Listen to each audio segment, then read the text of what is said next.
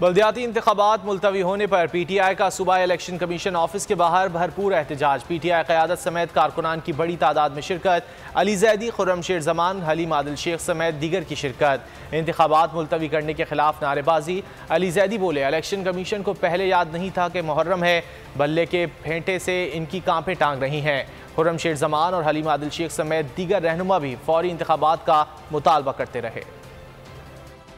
एक तरफ 13-14 चोरों का टोला और उनकी सपोर्ट में ये जिसका दफ्तर है इलेक्शन कमिश्नर, और एक तरफ इमरान खान, तहरीक इंसाफ और पूरी अवाम उनके साथ। तो वो जो बल्ले ने फेंटा मारा उससे इनकी कांपे टांग गई। ये सारी चीजें देख के ये घबरा गए और उन्होंने बहाना बना लिया कि जी इलेक्शन पोस्टपोन करें, मुहर्रम। जब डेट अनाउंस की थी उस वक्त मुहर्रम याद नहीं था, और तुम मुझे बता रहे हो मुहर्रम कब आना है। वो भाई दुनिया भर में बारिश होती है, क्या सब चीज मुलतवी आती है? कम मैं तो खड़ा हूँ। ईद के दिन बारिश थी, कुर्बानी हो रही थी, ईद आगे कर देते, क्या बेकार की बातें हैं। और जो ये इलेक्शन का सामान है ये सारा तो आरओज़ को पहुंचा दिया इन्होंने।